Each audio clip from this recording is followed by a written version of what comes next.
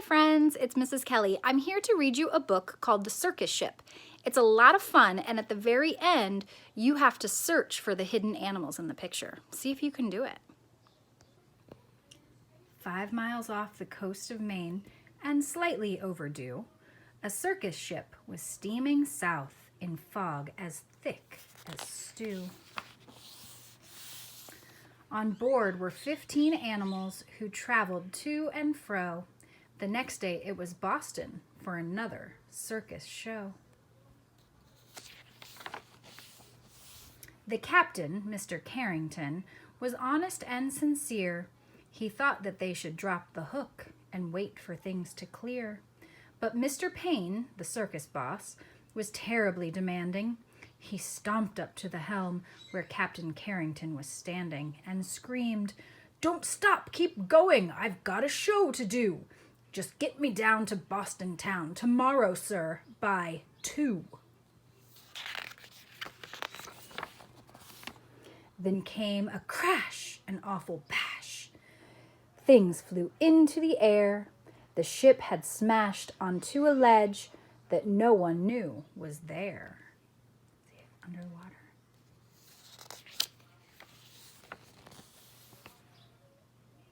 The shattered ship began to tip, then sank without a sound. The splashing, thrashing animals swam round and round and round. The captain said to Mr. Payne, "Pray tell, what shall we do? We can't just leave them here to drown. We've got to save them too." "The animals?" yelled Mr. Payne. "Why, sir, what are you, daft? It's me that you should rescue. Pull me up into the raft." "Now ferry me to safety, sir, before I die of cold." "Don't question me," barked Mr. Payne. "Just do as you are told." Through chilly water all night long, the animals swam on until they reached an island beach just before the dawn. They pulled themselves up on the shore, bedraggled, cold, and beat, then staggered to the village on weary, wobbly feet. The people in the neighborhood had just begun to rise. When they saw those animals, they had to rub their eyes. They thought they saw an elephant, but wait, how could that be? And what's that little monkey doing in the cherry tree? Soon animals were everywhere and into everything. There's an ostrich in the outhouse. There's a hippo in the spring. There's a tiger in the tulips. There's a lion on the lawn. There's a python in the pantry. It went on and on and on. Mr. Hood was stacking wood and nearly jumped a mile when he found the alligator sleeping on his pile. And Mrs. Dotty Daly, who grew daisies by the bunch, discovered that the zebra had been eating them for lunch. And Miss Fanny Feeny found, according to the rumors, the silly little circus monkey swinging in her bloomers.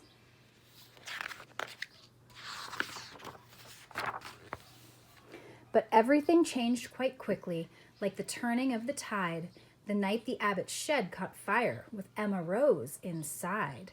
From high above the Abbott's farm, the tiger saw the shed. The sight of smoke and fire triggered something in his head. He jumped through flames 1,000 times back in his circus days, so he ran past all the people and he leapt into the blaze. Then everybody panicked. "Help, help, what can we do?" When from the raging fire, something big burst into view. It was the most amazing sight, and everybody froze when they saw the tiger saving little Emma Rose.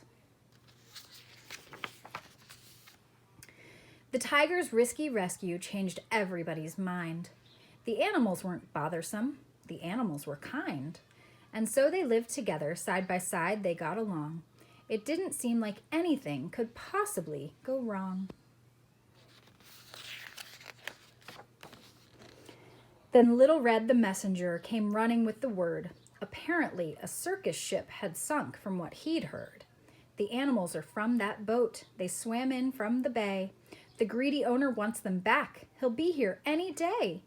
So the people called a meeting, and they quickly hatched a plan. No animal that came ashore would sail off with that man.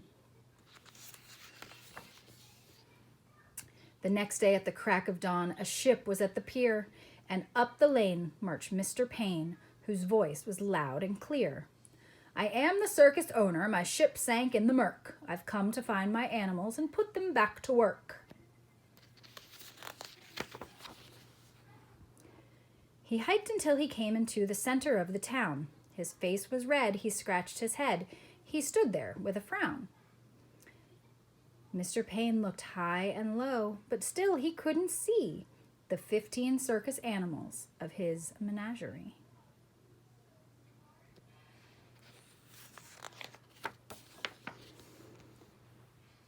He ran around the alleyways. He searched the village square. He even checked chicken coop. The animals weren't there. Mr. Payne was tuckered out. His heavy chest was heaving. Then Little Red stepped up and said, I think your boat is leaving.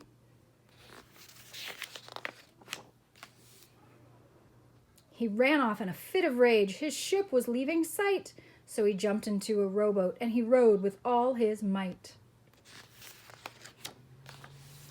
And from that day, they like to say, their lives were free of pain. It was a happy, peaceful place upon that isle in Maine. The end. Can you find the 15 animals in this picture? They're all there. Some are pretty tricky. See if you can find them.